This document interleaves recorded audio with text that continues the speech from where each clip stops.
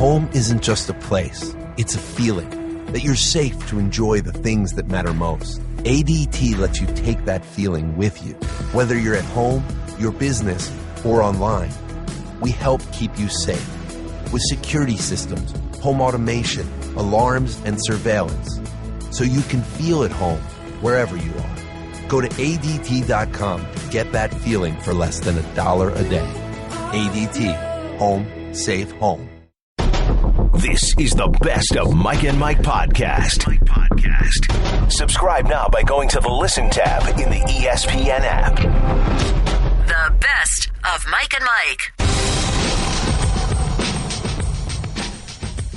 Mike and Mike, ESPN2, ESPN Radio, Clinton Yates, Booger McFarland filling in here on a Tuesday. Second day in a row, Booger. How are you today? Man, they let us come back again. We got to be excited about that. We'll see if that happens for a third. All guests are on the Shell Pennzoil Performance Line, and we are presented by Progressive Insurance. You can tweet us on the 1-800-Flowers Twitter feed, at Clinton Yates, at ESPN Booger. I was doing a lot of tweeting last night, Booger. Yeah. Watched The Little Bachelorette. So I presume you tuned in. No, I didn't. I've only watched probably 3 to 4 minutes of The Bachelor or Bachelorette in my career. However, I am very pleased about Rachel this season because one of the things that I've been a very staunch critic of The Bachelor and Bachelorette, where have been the brothers and sisters at? Hey. And so the fact that Rachel is the Bachelorette. Out here thriving, too. Yeah, she grinding, but I still don't watch. Hey, all right, well, you know what? I'm still not going to watch. I just can't watch that. And you, not only did you watch, you had a little viewing companion, I heard. I did. Myself and Mike Golick Jr. Shout to Gojo. I went over to his place and we watched it together. It was fun. So had how a does this little work? date. Okay, so explain to me and explain to our audience how this works. Is there a phone call at some point during the day? Hey, what are you doing? You know what it is. No. It's 2017. Who's calling anybody on the phone? Okay, so DM slide leads to text message. And the text message says, would you like to join me to watch The Bachelorette? Or, like, are we eating dinner? Where's my phone? Well, I mean, make sure it's off, okay? That's true. I'll tell you exactly what it said. Yeah, It because said, hey, come on over to my place. Don't have much to offer, as in food or drink. This is We'll watch The Gojo. Bachelor. Yeah. So Gojo sent you that. I texted him and I said, what are we going to do? We're going to watch this bad boy together or what? And he said, absolutely. And then he texted me back. Both of you guys need help. Hey. That's all I'm going to say. I'm just saying. That's how it went. Off the top. Let's go off the top. I like it. All right. The Dodgers acquire Yu Darvish from the Rangers in exchange for a trio of minor leaguers. Los Angeles starters have the best ERA in Major League Baseball this season at 3.25, while Darvish has the worst of his career at 4.01. However, the Doyers are now an even heavier favorite to win the World Series, moving to 9-4 odds per Westgate Las Vegas Superbook. No doubt. You talk about the rich getting richer. The Dodgers are 74-31, already the best team in Major League Baseball. But Andrew Friedman does what he always does when it comes to the trade deadline. He makes sure that his team gets better. They're already front heavy with Clayton Kershaw. Now they add some injury protection. Alex Wood, Rich Hill, Kenta Maeda, and you throw in Yu Darvish. That rotation is filthy. I like Rich Hill, but also that Kershaw situation, long term, I'm still not quite sure about it. Off the top. Leading the AL East by a half a game, the Yanks acquired Sonny Gray from the Athletics in exchange for 3 minor leaguers as well. Gray has 1.37 ERA in his last 6 starts, third best in Major League Baseball behind Clayton Kershaw and Chris Sale. However, he has a 4.09 career ERA against the AL East, his worst against any division. Well, no doubt. And I think when this happened, you saw their World Series odds go from 10-1 to 7-1. That's because of Sonny Gray. He's a guy that not only do they get for this year, they get him for 2 more years. So he's controllable. He has ace stuff. And the Yankees just got better. So I like what the Yankees did because they didn't just rent. They got somebody they could use long term. So good move by the Yankees. He was the biggest piece to fall yesterday, and that's where he ended up. Of course he went to the Yankees. Off the top. The star rookies for the Yanks, the Red Sox, are on full display on Monday night. Aaron Judge hit his 23rd homer at Yankee Stadium this season, one shy of tying Walt Dropo's Major League record for the most homers at home by a rookie. That's courtesy Elias. And in Boston, Rafael Devers became the first Red Sox player with a 4-hit game before his 21st birthday since Tony Caligario. Am I saying that right? We'll figure that out later. In 1965. Well, as far as Aaron Judge, here's a guy, he's been slumping a little bit. And people have been starting to wonder, did the home run derby mess the swing up? Comes back, his 23rd home run at home. This is the first one. The first home run he's hit off an all-star from 2017. So hopefully he can kind of get back in rhythm and get going because he's having an outstanding season so far. I like Aaron Judge, but these people telling me that Aaron Judge is the future of baseball. Why don't you look at the present? He plays in the District of Columbia. Well, you Off the top. What do you think I'm here for? No. You think I'm not here to top my boys? I understand. That's what I'm going to do. I get it. You love Bryce Harper. I get LA is going to host the 2028 Olympic Games, and Paris is going to host in 2024. The Los Angeles 2024 Olympic Bid Committee has scheduled a news conference for 8 p.m. on Monday at the StubHub Center, where Mayor Eric Garcetti, by the way, that guy's got an interesting background, is expected to announce the city has reached an agreement with the International Olympic Committee to host the 2028 Games. The decision means Paris will host the 2024 Olympics and marks the return of the Summer Games to the United States for the first time since 1996 in Atlanta. LA's had it in 1932, 1984, 2028. And Paris has had it in 1900, 1924, and will now have it in 2024. They'll join London as the only cities to host 3 Olympic Games. Both games will be officially awarded at the 130th IOC session in Lima, Peru, on September 13th. So glad that the games are coming back to the United States and coming back to a city that understands how to handle the Olympic Games. We saw them here in Atlanta not too long ago. Didn't have a great experience in Rio. No. And I think with everything that went on in Rio and now everything that's going on after the games have gone, I think everybody around the world is excited to have this setting back in a city that knows how to host an Olympiad. I don't disagree, but look, I got to be honest. When it comes to the future of what the Olympic Games are, I think it is rather grim because you look at all the places where they award these things to, it almost never ends great. I want to give a shout out to my buddy Travis Walton of the Huffington Post. He's been covering this for years. Right. And, was in Brazil, did all this. It's not always a good thing when you get him, so I don't know how long we're going to see. Yeah, Brazil was one of those countries where we were very skeptical going in. Like nobody thought. I mean, here we are, probably a month out, and they were still building buildings. I don't think we're going to have that issue in Los Angeles. No, I do not. And it comes down to that's what I'm saying. If you're not going to have it in major industrial cities every time, is the entire Olympiad worth even having? We'll figure that out as time goes on. Off the top.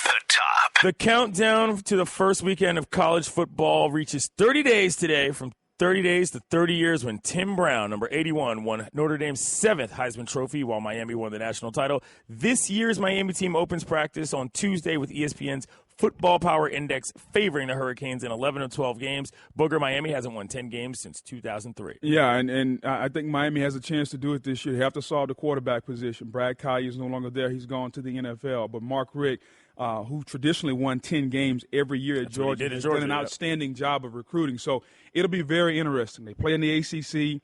They got to take care of Florida State. But the schedule is very, very manageable. So I think Miami has a chance to win 9-10 games this year. Give me a quick breakdown of where one's head is at this stage of the college football season if you're a player. Well, if you're a player, I mean, fall camp's just open. Yeah, everything is getting ready to go. Your eye cannot go toward the season because you probably have 2 or 3 scrimmages in between now and then. So you're just excited to be on campus. There are no girls on campus right now at most schools. So right now it's all football. You don't even have your decal on your helmet yet. Okay, so you're going blank with the name joint. It's just a plain helmet. You're nobody right now. You're trying to get better. Okay. You really don't get amped about the college football season until the people start showing up on campus. When the student union gets buzzing, that's when you know football is near because it starts to feel like football season on campus. Right now, campuses are bare. It's just a bunch of dudes running around eating grilled chicken breasts and spaghetti all day. That's what it is. Apparently they're not drinking milk. Off the top.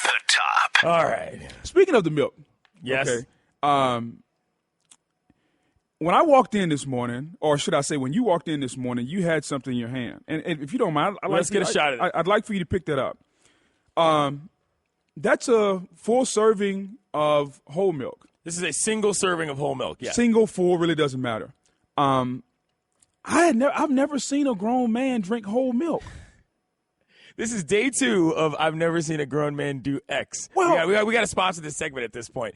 I drink milk every single day of the week. There's nothing wrong with drinking milk. Yeah. Okay, I eat cereal. Okay, shout out to the Fruit Loops. Love the Fruit Loops and the Cheerios. But when I do, it's skim, fat-free milk. Okay. At some point, I was told by several physicians, you're past the age where milk is doing you any good.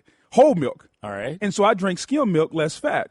I've never seen a 36-year-old man drink whole milk. So what's the purpose, of the milk, and B, why drink the whole milk this morning? Number 1, it tastes delicious. I can't really eat breakfast without drinking milk. It's like a head thing at this point. If I'm drinking something, I got to have milk plus OJ or plus apple juice or plus coffee. I can't not have it when I'm drinking breakfast. And you might have been told by several physicians many things, but in the 80s, I was told by several commercials that milk does the body good. So how about that? It does, but this is 2017 now, though. I know, that's true. But they got run flat tires. They never had those back in the day. I mean, there are so many advancements, not only in technology, in physical preservation, and we're still drinking whole milk? Yes, I am. And I'm sitting right next to you, so I guess it's worked out pretty well. The Nationals are in the zone, but In the Zone is brought to you by AutoZone. Drive the new Duralast GT brake pads, proven tough from the tracks to the streets, and sold only at AutoZone. Get in the zone. AutoZone. I don't know if they sell milk at AutoZone, but I'll tell you this. Yesterday we had quite a few words to hear from the NFL. Roger Goodell was around, and one Jamal Adams, he said something that I think to most football fans immediately made your antenna come up, and you thought to yourself, whoa, is this what this kid meant? Let's hear what Jamal Adams had to say about what he would want to happen if he was on the football field and paid the ultimate price. I'm all about making the game safer, but as a defensive player,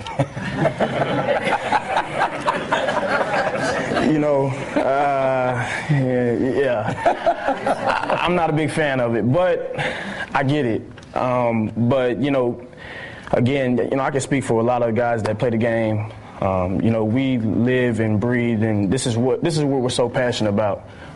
Literally, if I had a perfect place to die, I would die on the field. I would be at peace. Literally, I would be at peace, and that's not a lie. Booger, there's a couple things there that are a little troubling. Number one, just what he said, but number two, he's sitting right next to Commissioner Goodell, and number three, the applause from the crowd. That was very awkward to me. What were your first reactions to hearing a young man say that was something he was willing to do for the sport of football? First of all, he's a young man. Full disclosure, I know Jamal. He went to LSU. I've had several conversations with him. But he's speaking like a young player who's a novice in this league. He's excited. He's filled with vigor, and he's ready to go and to start making his first NFL dollars. He just got his first guaranteed contract, over $20 million. And he wants to pay the ultimate price. Not necessarily, I didn't take it literally, right, but the fact that he's made it to his ultimate goal. And for him, being on this football field and playing is the pinnacle of his career right now. He's a single guy. He's not married, no family as far as kids. The game of football means everything to him right now.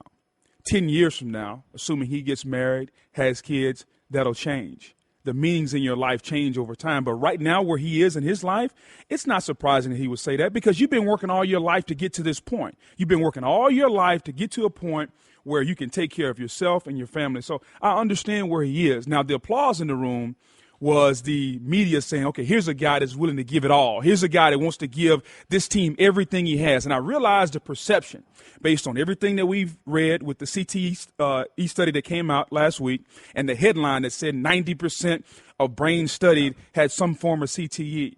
I realized the look of this, but I didn't take it to that point where I thought, okay, here's a guy who's willing to play 10 years, get CTE, and die because of football. I took it very literal of here's a guy who he's so young and so energetic, and he's so excited to reach the pinnacle of his career, and he's in a room. And anytime you're in a room and fans are there, you get emotional, you start saying things to get applause. Right. And so that's kind of how I took it.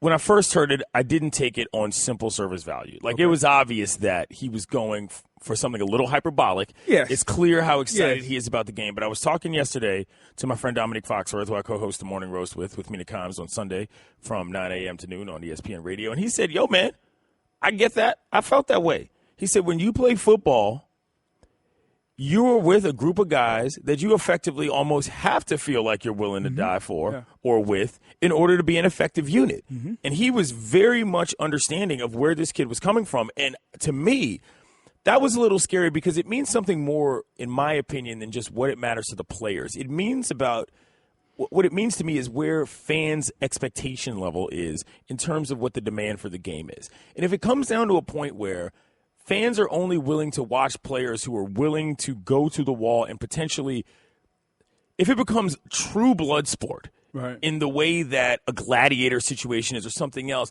10, 15, 20 years down the line, that's not a sustainable model for the NFL. And that's sort of what I think about. I'm like, is this what we're going to be seeing every single player say every single day in a decade in the league, not just the young guy? Is this going to be the type of player that football recruits overall to their sport? And that's what I wonder. Well, I think you, like a lot of people, are taking this a little bit far. I understand this. Football has been around a long time. Oh, yeah. Okay? Football has changed a little.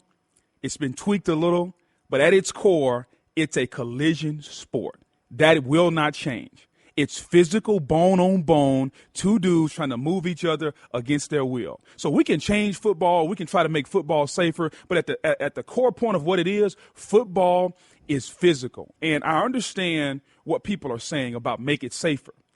You can't really do it. Like, you can change the face mask, you can change the helmet, you can change the mouthpiece, but understand this. I always use this analogy when it comes to the brain in football, and this kind of really sums it up for me. Take a glass of water or a bottle of water, pour some of it out, top it back up, shake it.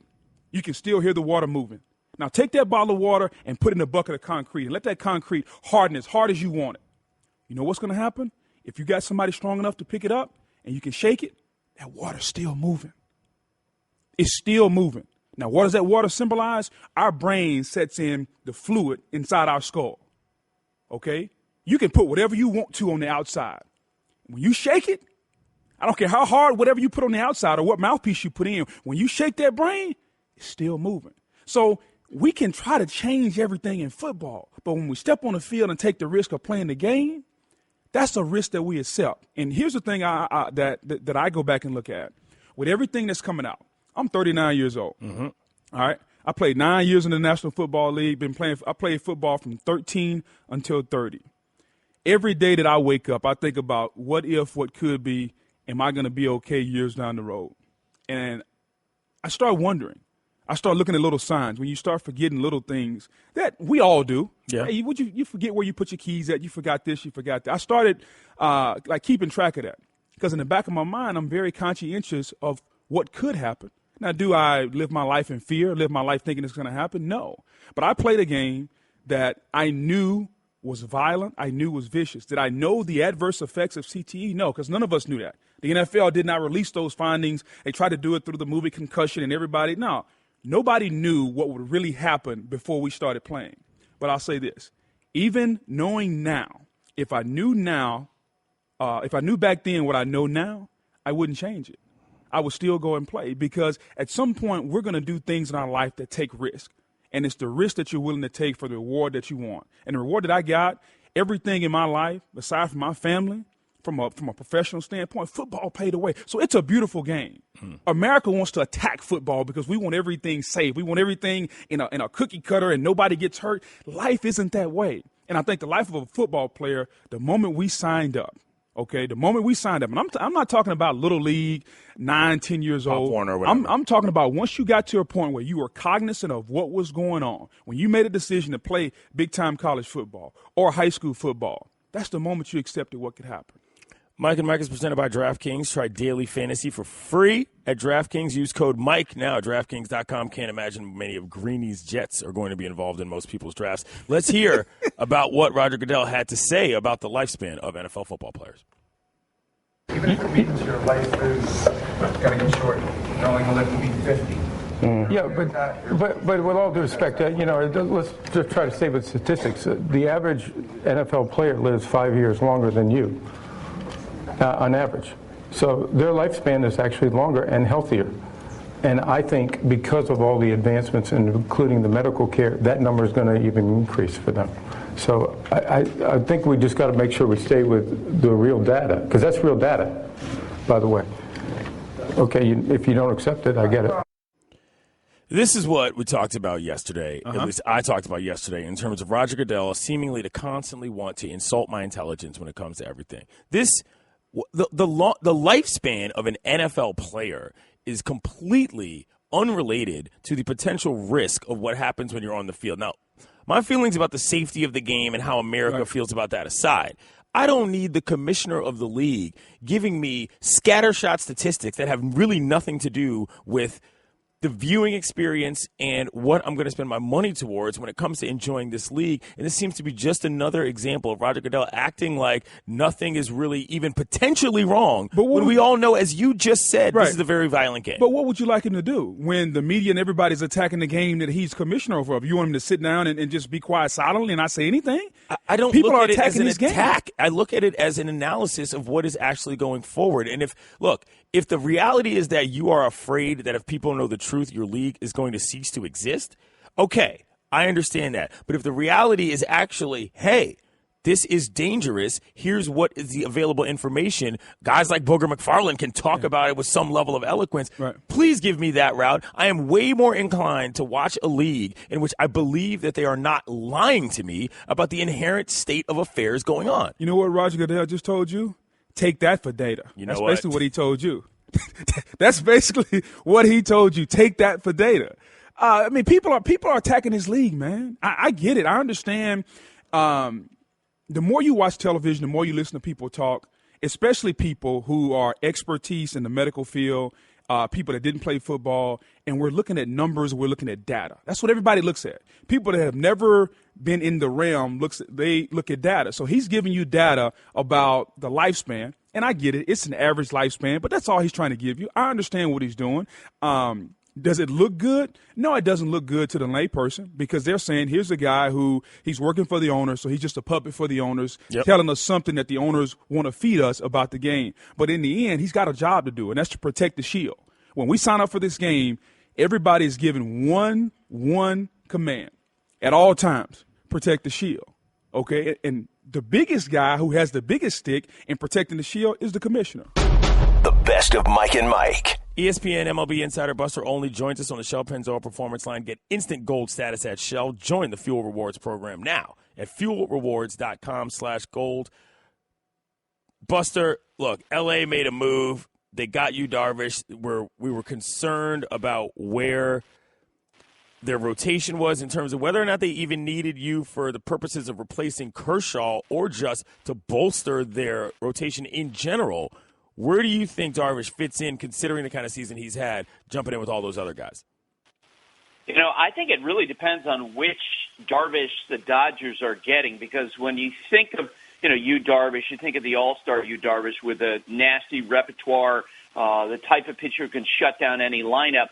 But in his last 8 starts, he has a 5.81 ERA. His last start with the Rangers was literally the worst of his time with Texas. And I know from talking with evaluators, they have some questions about him right now. And they have some questions about how is he going to handle the pressure going to the Dodgers now as being the piece added to a near-perfect team to try to help them win the World Series with his free agency looming. And it'll be very interesting. And I don't think that, the Dodgers necessarily upgraded their rotation in a big way because they have a tremendous rotation. Last weekend, Clayton Kershaw, he's already throwing on flat ground. They think he's going to be back. The Dodgers' greatest need was for a wipeout left-handed reliever to deal with Bryce Harper, Daniel Murphy, Anthony Rizzo in the postseason, and they didn't get that. But, let's face it, the Dodgers are going to roll into the postseason. They will be the favorites, and it'll be interesting to see how well Darvish is throwing then. Buster, how much are we concerned about Darvish tipping his pitches? There were concerns about in the last outing when he gave up 10 runs or so that he was tipping his pitches. Can you shed any light on that?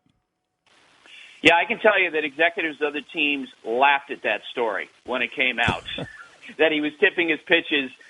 First off, it supposedly came from folks who were in the stands. The only people who really know that are the Marlins. The Marlins hitters' reaction to that story is like, what? Like, what are you talking about? That didn't have anything to do with it, and it was perceived as being misinformation that was essentially thrown out there to cover for that really ugly start, and that's what happens this time of year.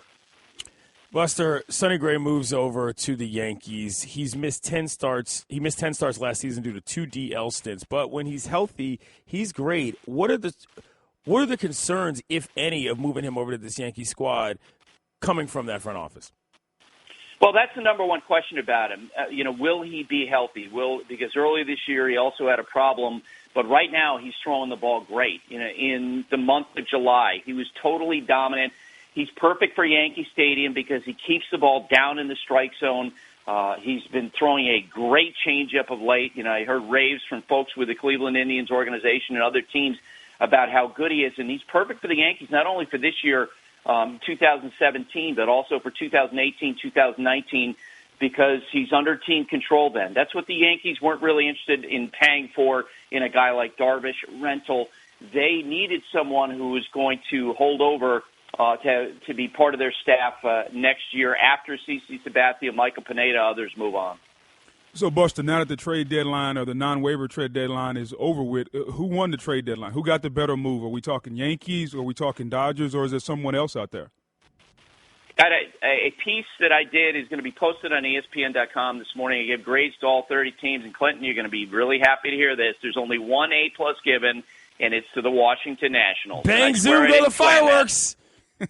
I tell you what, I love what the Nationals did because they had a clear hole, and you know this as a Nationals fan, at the back end of their bullpen. And Mike Rizzo, their general manager, did a great job of trying to plug that over, paper that over. We don't know if it's going to work, but you love the effort. They went out and added Sean Doolittle, who got a save in the Nationals game last night. Ryan Madson, Brandon Kinsler was added in a deal just before the trade deadline yesterday, the closer from the Twins. So now Dusty Baker has a lot of options. The effort was outstanding on the part of the Nationals front office to fix this issue. Buster, I'll talk to you very specifically. I think Mike Rizzo had a lot to make up for after that Papelbon incident from last season, and I think that was very much in the back of his mind when it came to what he chose to do coming up to this deadline. Well, and you know what? Over the last 5 years, they've obviously done a lot of great things. Finding an adequate closer has not been one of them. And, last winter when they didn't finish a deal that was in place with the Chicago White Sox for David Robertson, and it broke up over the Nationals taking on some money, that was a mistake at the time. There's no doubt about it, especially when you see what's happened. But given their current context, I thought Mike did a great job in this circumstance. And it's interesting, to hear the perspective of other general managers about his work. I had a GM say to me last year that besides the Papelbon move, his trade record is just about pristine, and he's aggressive in using his prospects to help make his team better. Buster, now, to my knowledge, this is going to come totally out of left field to you. To my knowledge, you used to work on a dairy farm, correct? I grew up on a dairy farm. Yes, I did. 50 Jersey cows. I love it. Okay, so you're the perfect person to ask for this. I came in this morning, and I'm sitting here getting ready for the show, and my co-host Clinton Yates is chugging half a carton of whole milk this morning. It's a quart, booger. Okay, it's a quart half a carton of milk. He's a 36-year-old man, Buster, chugging whole milk at 5:45 in the morning. Buster, at what age is it appropriate for men or even women to stop drinking whole milk? I'm surprised that in the last 6 years, Clinton, that your doctor hasn't thrown you on the ground and wrestled that carton of milk out of your hand, okay? Look, I love cheese. I love whole milk. But at some point, it's got to stop, okay? Yes. It just has to stop. I love whole milk like you love whole milk. I can't drink whole milk anymore. Neither can you. Home isn't just a place. It's a feeling. Whether you're at home, your business, or online, ADT helps keep you safe. With security systems, home automation, alarms, and surveillance. So you can feel at home, wherever you are. Go to ADT.com to get that feeling. ADT. Home. Safe home. Well, Greeny, we're halfway through another baseball season, and we're really seeing some players who stand out as winners. Kind of like business travelers who win at business by staying at La Quinta Inns and Suites. That's because you can put your La Quinta Returns loyalty points to work on the spot with instant free nights. Just drive up with no reservation and instantly redeem points for a free night that same night simply by using the La Quinta app. It's like hitting a grand slam. With an app instead of a bat. Well played. Prepare to win at business by learning more about instant free nights and check out the summer rates at LQ.com. Again, the 3-2 pitch and a fly ball down the left field line. Heading over near the wall in foul territory is Alou. He jumps and a fan took it away from him. And Alou is livid. The ball was clearly in the seats. So no interference on the fan is going to be ruled. But Moises Alou jumped and reached his glove into the seats and looked like he might catch that ball. But a fan reached up and took it right out of his glove. Iconic moment in Chicago Cubs history. Mike and Mike on ESPN Radio and ESPN2. Clinton Yates, Booger McFarland filling in here on a Tuesday. We're presented by Progressive Insurance, and all guests are on the Shell Pennzoil Performance Line. It's time for Straight Talk, brought to you by Straight Talk Wireless. Best phones, best networks, no contracts. The Chicago Cubs decided that they wanted to be a classy organization. An award won Steve Bartman a personalized World Series ring for their victory last season. I don't even need to state how far this has come and how far this has gone and how one man's life was absolutely ruined by a fan base and an organization that, in my opinion, does not deserve his class. What was your first reaction, Booger, when you heard that Bartman was going to be getting a ring? Well, I thought it was very generous of the Chicago Cubs. I know Joe Madden personally, and just a tremendous guy. Class guy, what he did in Tampa with the Rays and now what they're doing in Chicago. So it doesn't surprise me that the organization would do this. I think for Bartman, this can finally bring some closure. You know, we thought last year that they would come out and do a ceremony and he would get a ring. I think it's very fitting that his style has been kind of low-key since this happened. And the fact that they keep it, or they kept it low-key, kind of a one-off on a day after the All-Star break, we're going to announce we're going to give him a ring. Now, he's not getting the same ring that the players get. They did 3 tiers of rings. So the players got 1 tier, then you got staffers, and then they made another tier. So Bartman is getting the one that the staffers are going to get. But I thought it was a classy move by the Chicago Cubs, and I think something that years from now a lot of fans will appreciate, but a lot of fans also will be aware, I think, especially in games of significance. Yeah. Keep your hands in the stand. I mean, let's just keep them in there, you know? Here's the statement that Steve Bartman made. He said, "Although I do not consider myself worthy of such an honor, I am deeply moved and sincerely grateful to receive an official Chicago Cubs 2016 World Series championship ring. I'm fully aware of the historical significance and appreciate the symbolism the ring represents on multiple levels. My family and I will cherish it for generations. Most meaningful is the genuine outreach from the Ricketts family on behalf of the Cubs organization and fans, signifying to me that I am welcomed back into the Cubs family and have their support going forward. I'm relieved and hopeful that the saga of the 2003 foul ball incident surrounding my family and me is over." Let me explain something to you in no uncertain terms, America. Chicago Cubs fans do not deserve Bartman's class. Period. All right? That incident should have never gone that far. There are myriad reasons why the Cubs did not win the World Series that year, and I'm sorry. This is one of those situations where sports went way too far, way too quickly, and I'm sorry. This was never okay. And you got these tweets. We got people here who are still mad about it. People tweeting, Steve Bartman getting a World Series ring is like me receiving a trophy because a kid I babysat once 14 years ago won a spelling bee last week, so on and so forth. No. What Steve Bartman getting a ring represents is that at some stage you have to understand what the purpose of sports are. Okay? It's entertainment. Yeah. And there's some level of collegiality, and there's a communal vibe that people enjoy. It is not always about wins and losses, and I don't care how much every single person on the field gets paid. That man's life was ruined over one moment, and this should be and will be an embarrassment to the franchise, at least as far as I'm alive, as far as what really matters regarding baseball. And I'm a bigger baseball fan than half the people you know. Now, let me ask you this. Instead of the Cubs, substitute the Washington Nationals. Oh, this would have been a disaster. There's no way that I would have, no way on earth I would have ever been behind one person getting ostracized from the fan base as a result of one play in one game. Not a chance. That's you, but I don't know if you can speak for a lot of fans, like thousands of fans out there, especially in the Cubs situation when they hadn't won the World Series in over a century. Like when you look at that, when you look at the fact of where the Cubs organization was, look at the climate, look at that situation, what happened, I think you understand. I agree with you, okay? I agree with your premise. No, because sports are entertainment and no fans should be taken to that level. But with that being said, you have to also understand there are people that live and die with these ball clubs. I get it. Okay, I get it. I mean, there are people that their entire years are planned around going to games and those moments. And for the Cubs to have been so close, or at least in their fans' minds, to reaching the pinnacle, and for that to happen, we like to point to single areas or single times or moments in sporting events, in games. Go back to the Super Bowl. Okay, Matt Ryan fumbles that ball when Dante Hightower blitzes off the corner. That's the moment where you're like, oh, okay, hold on. Like they got serious problems. Or when they didn't kick the field goal. Like there are certain moments in games, like when the Falcons didn't kick the field goal, that you go back to. I think a lot of people go back to that Bartman moment and say that's when the things kind of fell apart for the Cubs. So understand what fans go through. But just like you said, what would you do if it were my Nationals? Yes. I say to those people that are out here yelling and screaming about Bartman, what would you do if it was you or your cousin? Or your You feel uncle, the same way, though. Or your aunt. No, I'm not convinced that.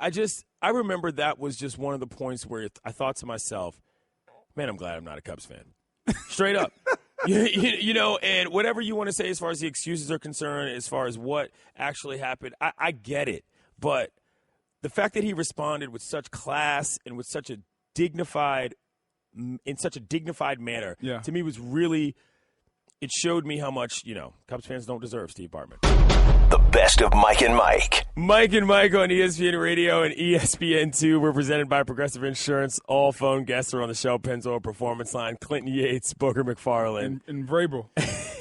Tell me how you really feel. Yeah, come on. Tell me how you really feel. Two-time Super Bowl champion Rob Ninkovich. He joins us in studio giving us the Straight Talk, brought to you by Straight Talk Wireless. Best phones, best networks, no contracts. Look, I'm dead serious. Yeah, and I was so embarrassed. Yeah. Again, I like football. I'm not a huge NFL fan. Yeah. And I saw, all the footage of the great, ceremonies you guys had. All those guys came to see it and talk. I was like, I'm thinking to myself, who is this guy?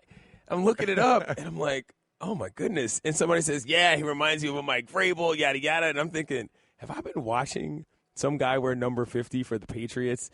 Wearing number 50 this whole time, who's not Mike Vrabel. Yeah, Mike Vrabel is coaching, and he's like 2 inches taller than him. Again, once I put it all together, I felt like a complete idiot, and I admitted that on the air yesterday. Sure enough, get an email 2 hours later.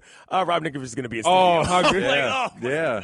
That's like, but I have to ask you this question. That's 16 years of number 50. You thought for 16 years there was a guy out there just balling like that? No, it's possible that in my mind I tried to block out whatever was going on that was so incredibly successful in the middle of the field from a defensive standpoint from the Patriots, because I just could not believe that the drop-off never happened. Where are you from originally? I'm from D.C. I'm a Skins fan. Okay. So you get it. But my point is, my bad. And once I did all my research, I was like, of course, Rob Ninkovich. And never mind the name on the back of the jersey. Like, don't just look at that. Like, Ninkovich and Vrabel. We all know I can't read. It's similar. It's similar a little bit. It rhymes. Now that you're here and I've completely embarrassed myself on national television and radio, I would like to ask you, just in general, why did you decide to step away?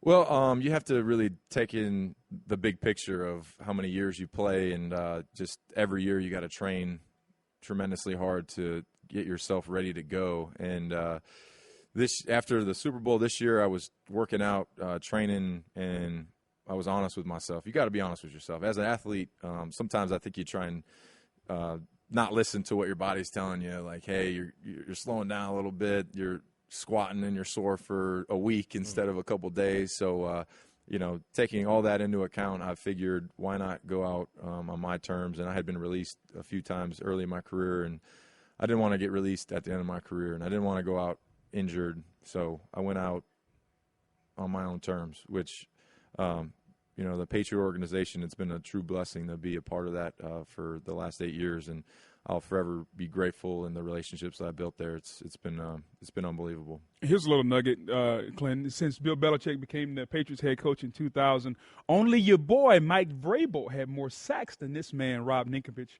46. That makes sense. I mean, I guess I just had programmed in my mind the guy who wears that number at that position is a monster. Well, I mean, we're similar, I guess, right? I mean, we're similar. Let's state the obvious. Hey, I mean, listen. You said it, not me. Yeah. Here's something I want to get into. This team, I want to get underneath the hood a little bit. And I realize that you just retired, but you guys are the preemptive favorite, or you guys were the preemptive favorite before you retired to win the Super Bowl again this year. model franchise. Everybody on the outside assumes Belichick has his pulse on everything that's going on. It's his show. Everybody just falls in line when they go to New England. Is that the case? And is there a meeting or something? Like, how does that happen? How's that culture built in New England?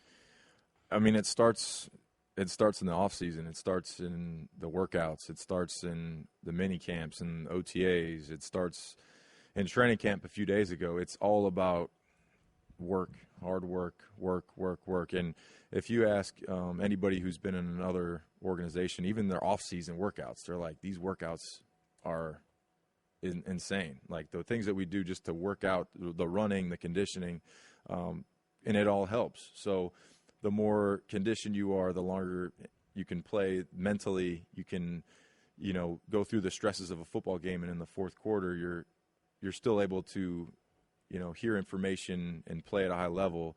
And really, the football comes down to communication. You see a lot of big plays, defensively. If there's a big play, down the field, most of that's coverage, miscommunication, and guys aren't on the same page. So, I think that really from day one, Bill preaches, we're going to work. It's all about, the work that we put in now is going to pay off during the season. So, and not to mention Bill's the smartest coach that I've ever been around. Every situation he understands, offensively, defensively, special teams, and that he's that good. He's the smartest defensive mind I've ever been around. So it's been a real blessing. Rob, sticking with the Patriots, I want to ask you, and I know that you mentioned work so many times, but at the core of the game, it's a game that on some level you have to enjoy. Does playing for a guy like Bill and for an organization like the Patriots make it more fun? Well, I mean, winning is fun. Yes. I hear it all the time with, you hear young kids, they'll be like, I just want to have fun. I'm like, well, losing is not fun. If you go out there and, I was on a team in 2007 that was 1-15, the 2007 Miami Dolphins, and I didn't even play. So imagine that, going through a season where you're just trying to get on the field, asking the head coach, hey, what do I need to do to get on the field? And they're like, well, we got the team, we got the roster, we're set. And I'm like, we're 0-10. Like, what's the roster? Like, what are we doing? So those are the things that I've been through. I've seen the other side of it, just not the things that you want to go through when you're out there on the football field and you're really giving it everything you got to come away with the victory. That's really what it's all about.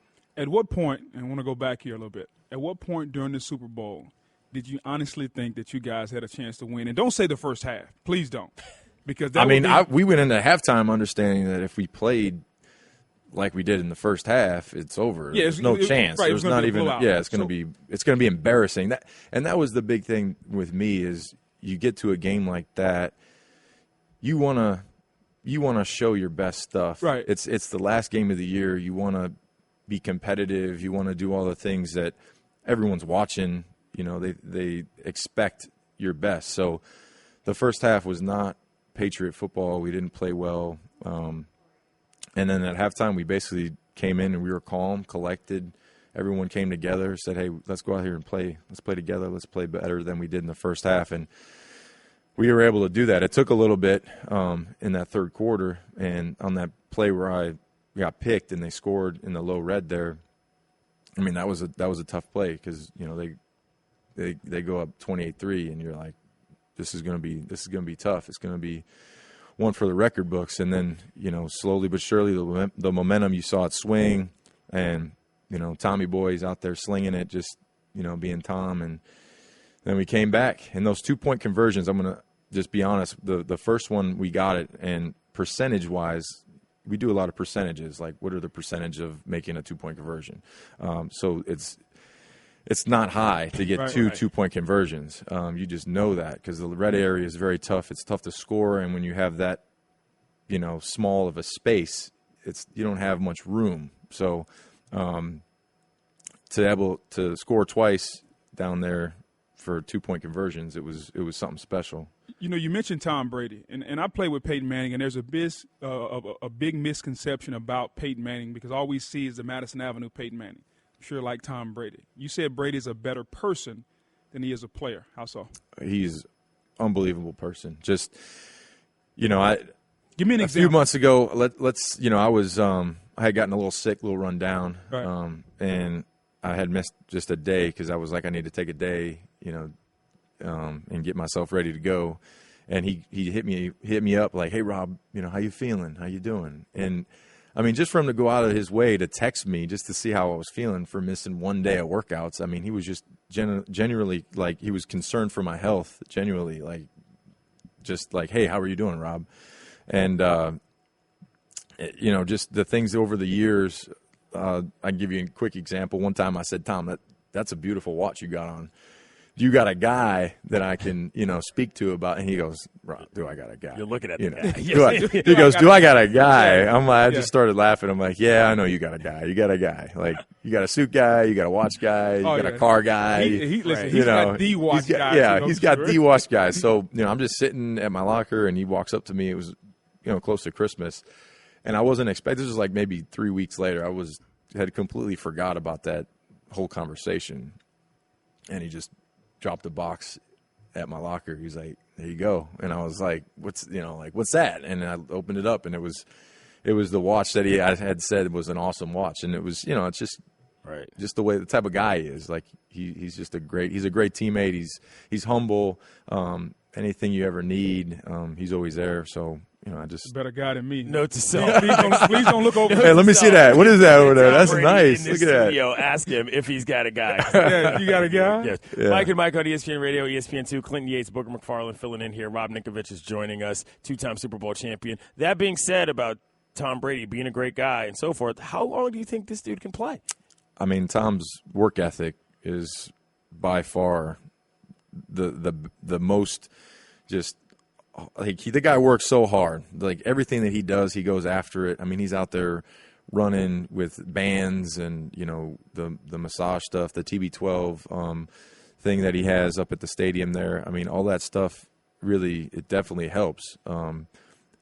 Maybe if I was throwing a football around and not running into 320-pound linemen my whole life, I'd be able to play a little bit longer. But no, he's always a competitor. Everything he's doing, he's competing, and I think he understands that his career, he's competing with everyone who, as you get older, they say all these things about as you when you age and all these things. He's setting the bar. He's setting it high.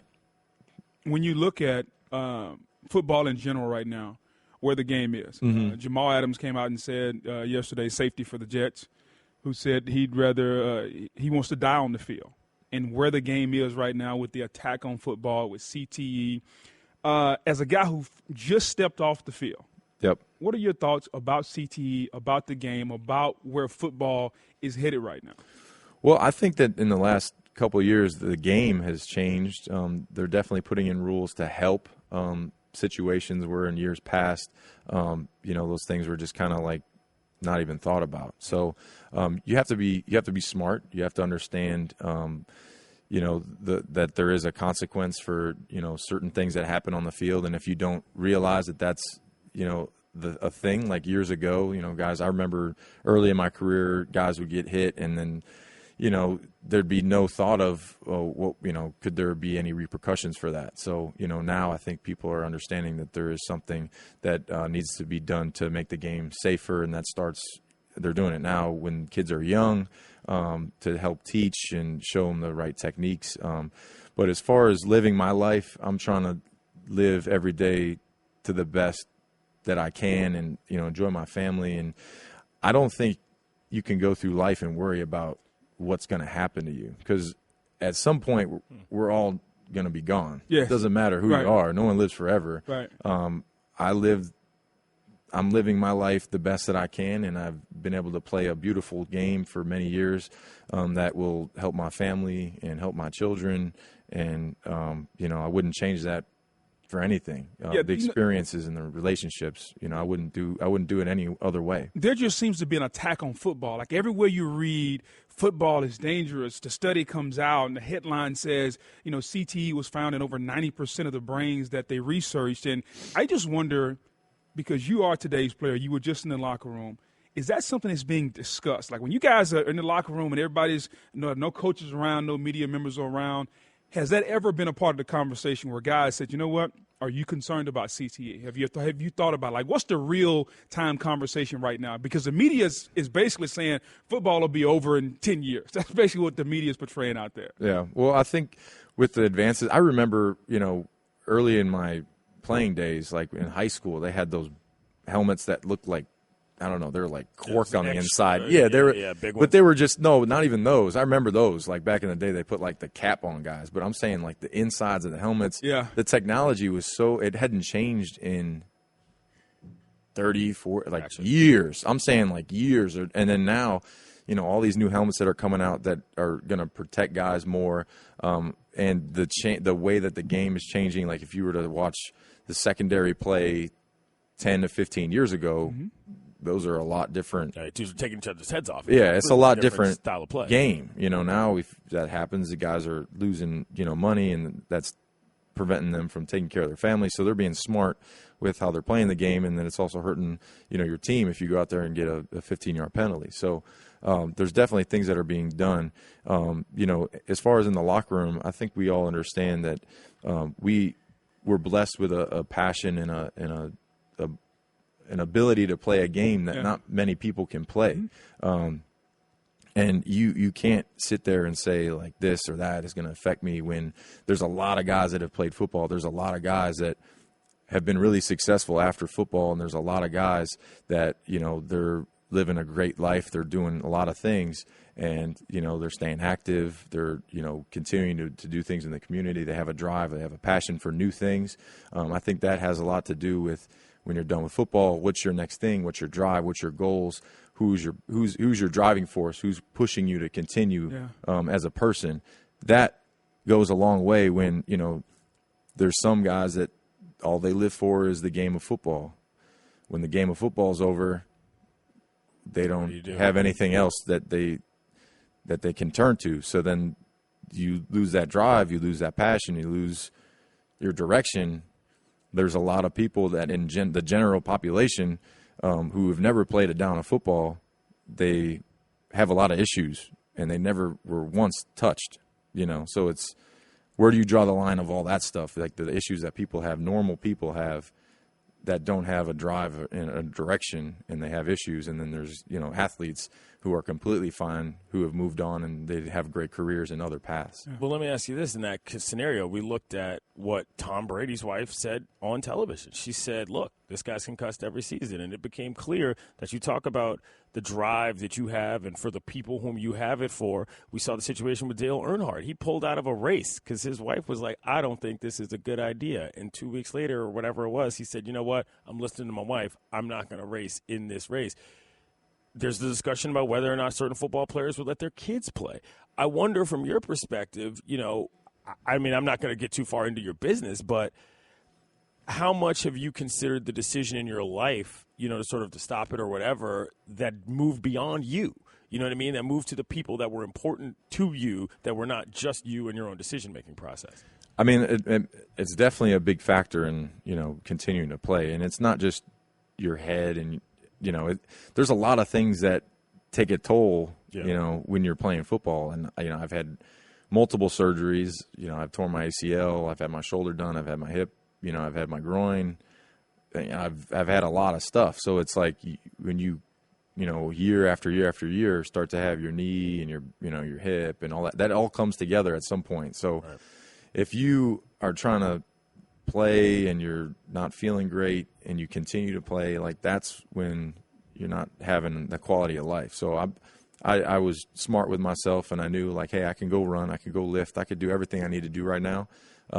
Let me save some for my kids because, I got a 4-year-old daughter, I got a 1-year-old son who he's going to want to, throw the football around and have me run and chase him and, play and do all the stuff that I want to do down the road. And, with knee injuries and all that stuff that can, over time, it doesn't get any better. So I in my head, I've wanted to go out the best way possible and also not be that old veteran guy who people are looking at. Then you might have known who I was. Like, Ooh, who's that 50? He don't look like, why is that guy why is he on the field? Like he looks terrible. Get him out of the game. Like that's another part of the football gods, they at the end they just say, look at this guy. He used to be a Pro Bowler. He used to be a great football player, and you're like, that's not what I remember. So for me, it was all the memories, the experience, enjoy it, and now I can move into the next thing. Who spends more time in the mirror, Jimmy Garoppolo or Julian Edelman? Like who spends more time in the mirror getting ready for Jimmy date G? night? I mean, Jimmy G. I always mess with him because he's always, he's got the tan. We call him Aladdin because he's got like the, he looks good. He's got the hair. But Julian Edelman is not a slouch. Like he thinks he's the biggest chick magnet ever. So who spends more time in the mirror? I would say. I think Jimmy looks. He's got that look. He's a quarterback. He's got the hair. He's got the teeth. He's all teeth. The smile. Yeah. The smile. He just give you that smile. Like he's got the tan. He's like, I think he's got it. So I'm gonna say Jimmy just because he's the quarterback, and what quarterback have you ever known that looks like that? And I'm sure you'll be getting a text from Julian Edelman at some point. Jules, he might, he's my boy. He loves me. He won't be upset. Last thing we'll ask you: what's post-football life going to be like for you? What's next? Well, right now, I'm going to take a little bit of time and just relax. But I haven't 100% closed the door on football, going back in some type of coaching. That's something that I hear Mike Vrabel's coaches now. Somebody told me that. All right, you're gonna go with that now? You're gonna come to me like that? I didn't. Yeah. But when you play the game so long, you learn so much. Unlike some guys who, when they get out of the game, they're like they want to be restaurant owners and stuff like that. I have no idea how to run a restaurant, so I'll never open a restaurant. You got to stick to what you know, and that's what'll keep you on the right path. So for me. Football is a passion. I love football. I've been playing it for a long time. I have a lot of knowledge of the game. I've had the best coach in the history of the game for the last 8 years that I've learned from. So if I could pass on that knowledge to some younger guys and help them grow and make them, achieve their dreams, then I'm doing the right thing. Good deal. If you want to work in the media, you got a pretty good lead on some of these guys. Let's review some career statistics. We'll start with Golic. Career sacks for Golic, who's not here, 11.5. Yeah. Career tackles, 384. Career picks, 3. Booger, career sacks, 22.5. I was a nose guard, though. Career tackles, 254. Career picks, 1. Yes. Was that a tip? It was a tip ball. Tip ball. Monday night. Yeah, Monday night. Turn around? You turn around? No, I went down. I just laid down. You laid down? Yeah, I laid down. You don't want to get caught. Exactly. I've been caught every time. That's the worst part. Drum roll here, Rob Ninkovich. Career sacks, 46, which means McFarland plus Golic, not even equal. He's an edge rusher. Tackles, 433. Yes. Picks, 5. 5. I mean, it's good numbers. You got to add. I don't like how they don't include playoffs because my playoff numbers are good too. But there's some more stats here we need to read. Clint Yates, career sacks, 0. Career tackles, 0. How about them interceptions? 0. Goose egg. But you got great eyes, Mike Vrabel. Exactly. Still sitting right here next to me. Thank you so much. I appreciate it. Daddy, where do babies come from? Honey? Mommy went to the store. Oh, well, you see, there's a mommy and a daddy, right? Right. And see, when they call Geico, they could save a bunch of money on car insurance. Oh, really? And that makes them happy? Yes, that makes them very happy. That's good. Yeah. Well, I'm glad we could have this talk, Sunshine. Geico, because saving 15% or more on car insurance is always a great answer. Joining us right now on the Shell Pennzoil Performance Line is Pro Football Hall of Famer LaDainian Tomlinson. LT, it is good to have you. I'm going to ask you straight up, do you think you're the best player in this Hall of Fame class? What? Seriously? I mean, I'm a Hall of Famer. I don't know. I don't really care about that. I'm going to the Hall of Fame, and I'm happy about that. I'm messing with you, man. I appreciate you joining us. But I do want to ask you, what is it like for a guy like you to be finally honored in this way? You were an iconic NFL football player in my mind, and I'm not even joking here. I'm not even that serious a fan of the league. But LT 2-1 is something that's burned in my brain for the rest of my life. Well, it's a terrific honor, obviously.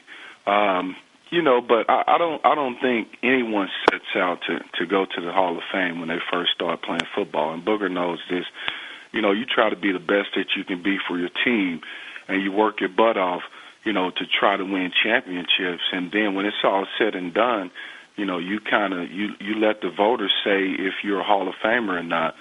And so it is a surreal moment because for years I've watched that enshrinement and seen, my idols like, Walter Payton and Emmitt Smith and guys like that go in. And now to have my turn going in is truly an honor. LT, you were one of the first backs, you and Marshall Faulk, that played the position differently. You guys weren't bruisers. You were dynamic all-around backs who could kill you out of the backfield, running the football or receiving. Is that how you grew up playing the running back position? Because you could really play in today's game because they're still doing that now. Yeah, that's interesting, Booger. I started out playing quarterback, when I was younger in Pop Warner, even up to junior high school. I was quarterback, but mostly I just ran around because I was the best athlete on the field. And then you kind of start to develop, your pass catching ability. And, I was always a guy that, I wasn't a big guy. I was only, 5'10" and, south of 200 pounds. And then finally got, when I was in college, I was right around 210, but still considered a smaller guy. And my mindset truly was, I didn't believe that you should run into big guys like yourself. I mean, that was just stupid to me. Over 300-pound guys, I'm just a bit north of 200, 210. Why should I run into these big guys all day long? And I just didn't think that was very smart. So I was able to find ways to beat these guys, big guys, even smaller guys, but you just kind of develop that. But I'll tell you, Marshall was a guy I learned from. Marshall was in San Diego. He lived in San Diego right around the time when I was playing. And so we used to play golf together quite a bit, and I would pick his brain about running routes and things I needed to work on and how to take my game to the next level. We're talking with LaDainian Tomlinson here. He's joining the Pro Football Hall of Fame this Saturday. Some notes from his career. NFL's 2006 most valuable player. Holds NFL single-season records for touchdowns, 31. Rushing touchdowns, 28. Points, 186. All of those were set in that MVP year. He's fifth all-time in both rushing yards with 13,684 and yards from scrimmage with 18,456. LaDainian, you talked about why should you be running into these big guys all day. You only missed one game in your first 8 seasons in the NFL. What else did you do beyond your running style to make sure that your durability held up so well? Yeah, that's a good question. And a lot goes into making sure you stay healthy. And obviously, I think my off-season regimen of the way I trained and being in tune with my body in the off-season really set the table for how I performed and took care of myself during season. I remember one of the things that Barry Sanders told me one time. I was right around, I think, my second or third year. And, I got nicked up quite a bit my first year and a little bit my second year. And, talking to Barry, he said, do you stretch at all? And I said, stretch? I just stretch when Coach asked me to. He was like, no, you need to stretch more. You need to stretch at night. You need to stretch in the morning. He said, that's what I did. That's why I stayed healthy, is I stretched all the time. And I'm like, seriously? And believe it or not, I started stretching more, and that was a huge part of the reason I stayed healthy, And so all of those things, a massage therapist and chiropractors, all those things really does help in keeping an athlete healthy. LT obviously had a great career, and I guess you transition now, obviously working for NFL Network, doing some things there. And take a look at the game of football as a whole. Last week this study comes out talking about CTE. It's been a big topic of conversation, the war on football. As you kind of look back on the game that you play, where do you see the game now, and do you have any ill effects of playing the game? First, I don't have any ill effects of playing the game. And I also think that, obviously, our mindset as football players has always been that we're modern-day gladiators. It's mano a mano, alpha on alpha, And so, in that sense, I think you think about how we used to think, and back then the research wasn't what it is now, so we didn't know how to treat head injuries. I think the research and the education that the NFL has done on brain injuries is a lot more extensive now, and we know a lot more. However, for me, it wouldn't change me playing the game. I would still play the game. I would still have started when I was in Pop Warner playing the game. And I think it's all about the lifestyle. I was never diagnosed with a concussion and never really felt like I had the effects of a concussion. And so, I look at myself and say, man, I feel great. I feel fine, memory and all that, those kinds of things. But I do understand the problems that certain players are having, because there are a lot of guys that did deal with concussions and certain symptoms from concussions.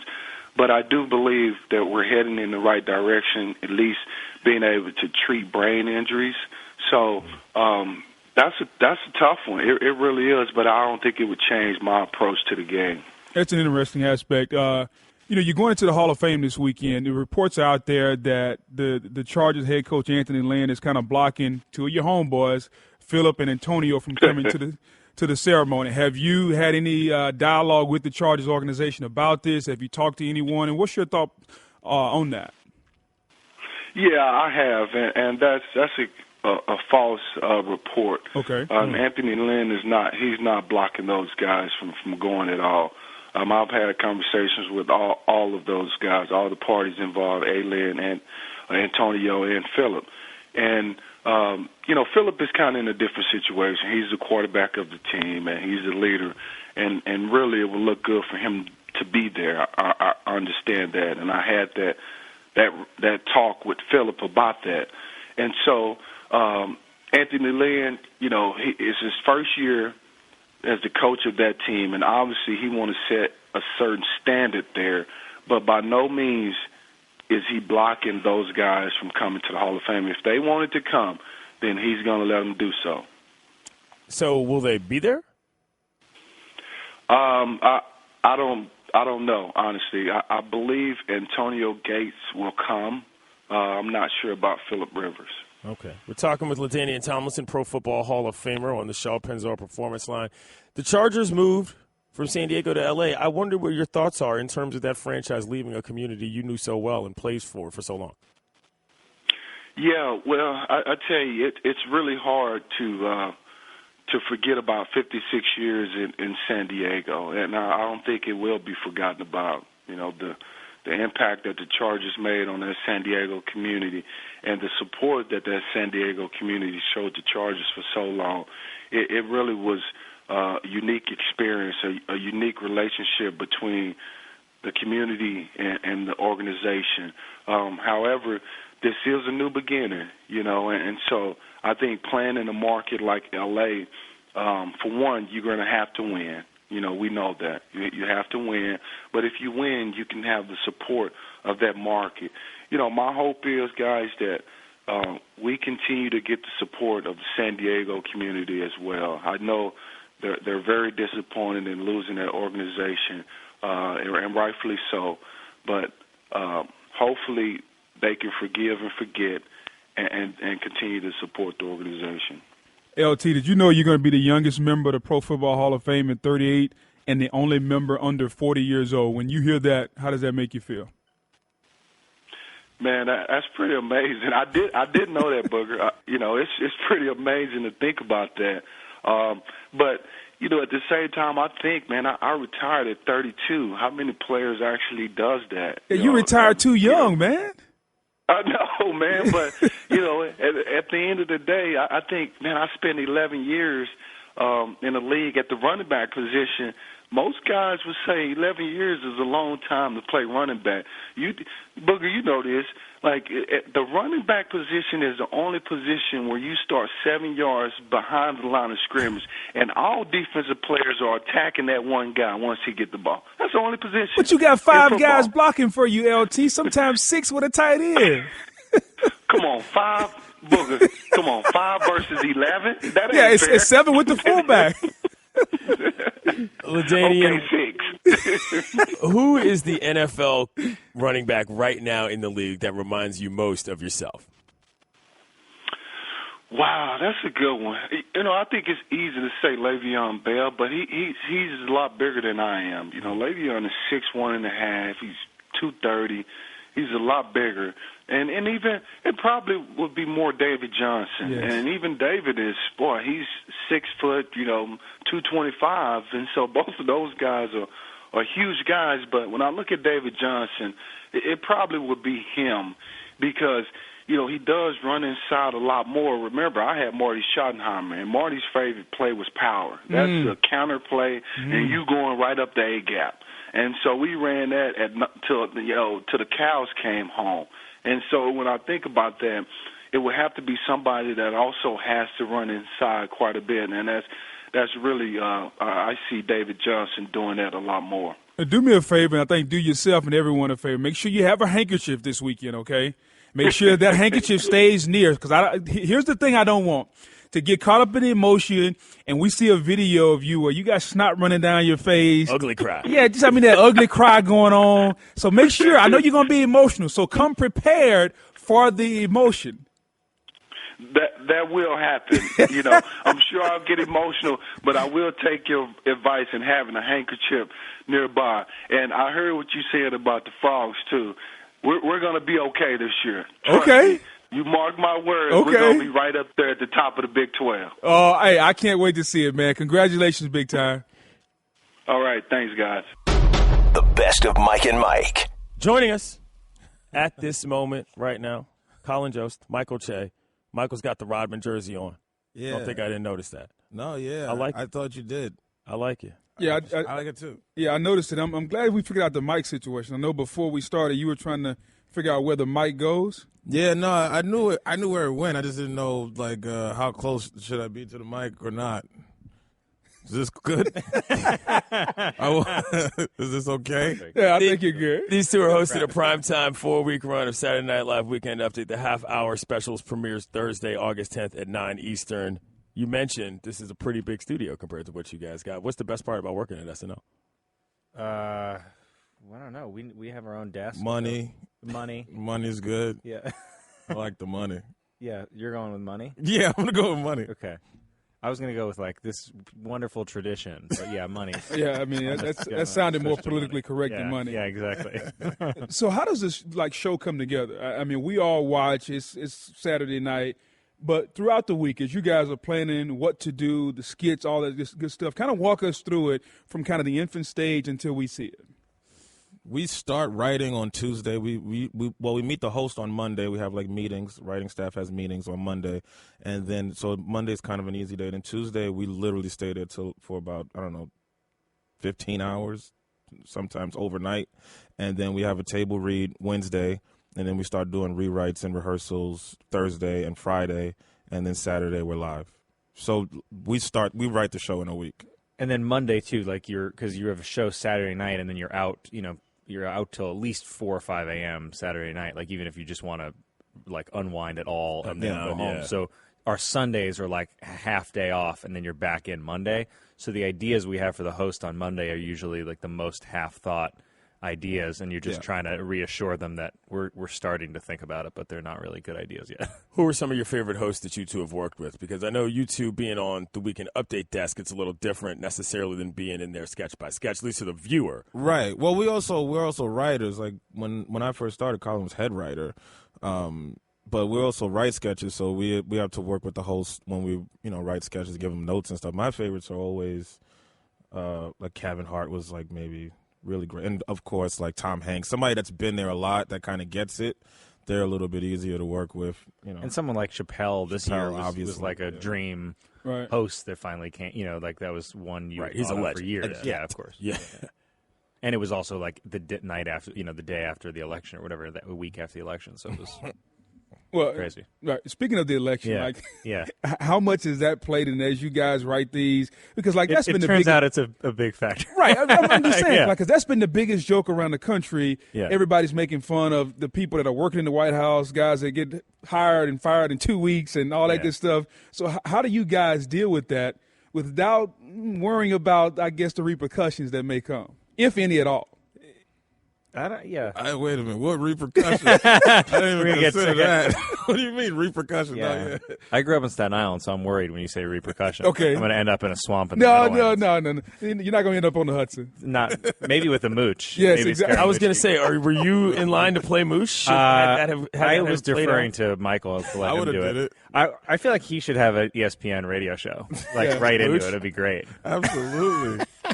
So what can we expect from these upcoming specials? Like, what is this going to look like in terms of that's a great versus the usual Saturday Night Live setup? We are going to go in today to work after this and start trying to figure that out. Well, it'll be more time, so we could kind of stretch a little bit more. Like, a lot of people don't realize the show is 90 minutes, so the time, if something runs long, something might get cut.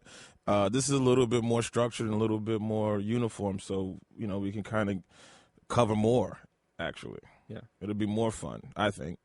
So as it's related to sports, who do you guys root for? Who are your favorite teams? Are you a Bulls fan? Or are you supporting Rodman today? I'm just supporting Dennis Rodman today for all of his great efforts in North Korea. Yeah. He's my favorite political athlete. Yeah. But you have a Kim Jong-un jersey. I got a Kim Jong-un jersey. I'm glad you didn't wear that today. Yeah. I'm glad you didn't wear that. It's Bulls 1/2. Yeah, exactly. No, I'm a Knicks fan. You're a Knicks fan, right? I was a Bulls fan growing up because I was Carolina basketball because they were great when I was young and front runner, I see. Yeah, exactly. When you're young, you don't know. I'm messing. Who's like, I like this bad team. right, fair enough. But I'm Mets, and I was Devils growing up for hockey because it was easy from Staten Island. It's amazing. He asked you about the Knicks, and he answered everything except that. He's like, "Are you a Knicks fan?" Yeah, I grew up. I'm a Mets fan. Like he didn't want to answer the whole thing. Knicks about are complicated for me because I didn't like the Knicks in the '90s. Like I loved Oakley, but the rest of that team I didn't love. So I loved Jordan. So now I go to Knicks games because I like going to the games and I like the team. I like Melo, but I don't know.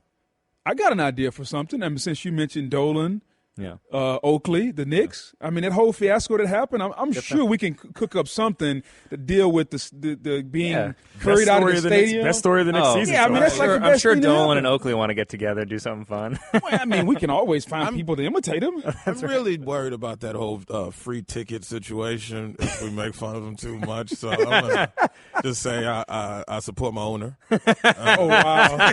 Wow.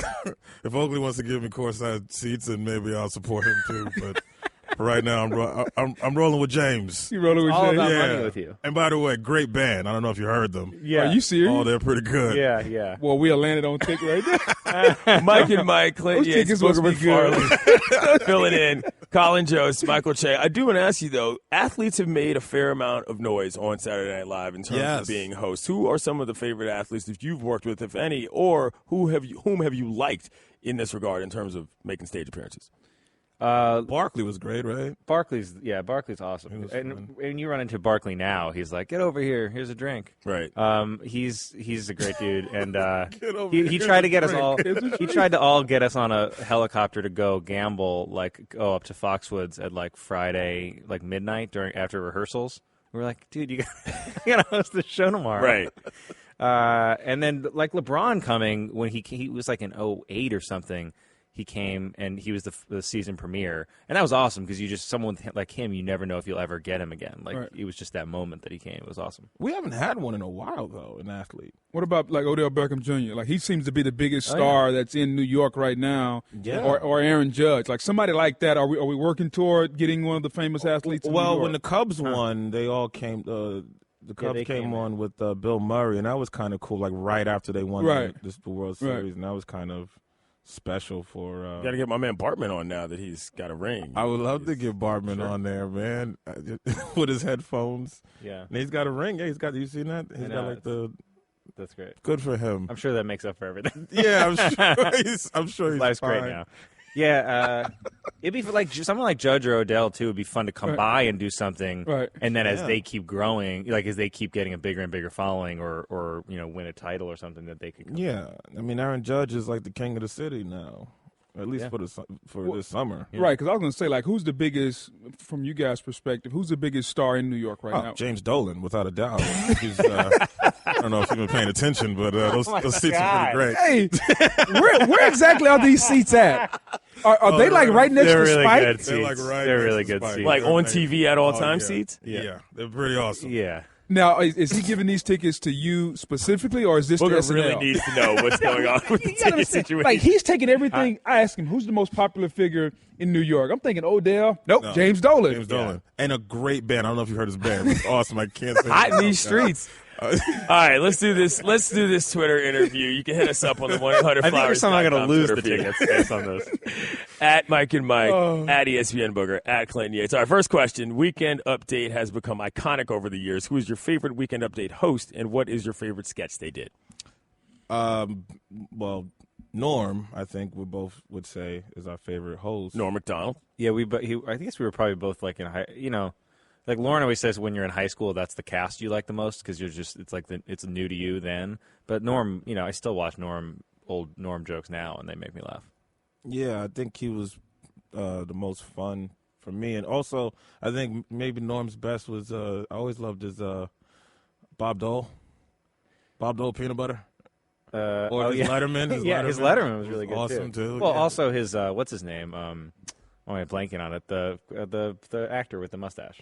Oh, Burt Reynolds. Yeah, Burt Reynolds. That was real descriptive. With actor with the mustache. He got it immediately. I know it exactly. There you go.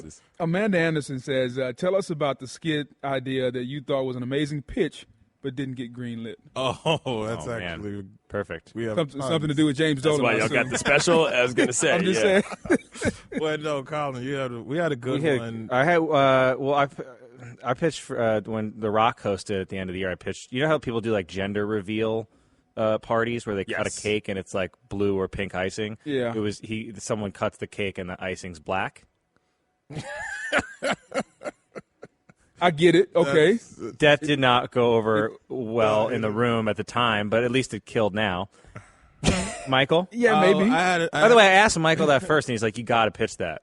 Yeah. Oh, in the room. He told you to the host. He's like, "You got to pitch that," and I was like, "It's kind of threw him out there, huh?" Crickets. That's funny to me. Yeah, I don't know if you guys have seen The Rock in person, but he's bigger than what you would think. And it took a lot of guts to say that one. I had a sketch one time for Black History Month about the first white guy to boo Jackie Robinson for a baseball play. Just not. It had nothing to do with racism. He just was like, "Oh, come on, he's supposed to turn two." That didn't work. Last question. How hard is it not to break character and laugh? I know some of my favorite sketches are the ones where people actually do break character and laugh their way throughout the sketch, but how difficult is that from a Well, the professional thing is, standpoint? you like I said, we start writing it Tuesday, so we know the sketch, we've read the sketch, we know the jokes, but sometimes an actor will do something new just for Showtime, just to make you break. Just like a silly thing, like they'll say one line in a weird voice. They'll say, they'll use a before, weird voice, or they'll do something new, just a brand new wrinkle, and then it becomes hilarious to us because we've seen it perfectly done so many different times, and then when you see that one little wrinkle, it'll crack you up. You know, this show, as currently constructed, is ending later in the year, so maybe that's an idea to get Mike and Mike on. Doing something on Saturday Night Live. There you go. They've done everything else. They've been on Letterman. They've been on all these different shows. So maybe we get the guys in New York doing a little something there. Sure. Maybe we can get James Dolan and Oakley to show up too. Mike and Dolan sounds amazing, by the way.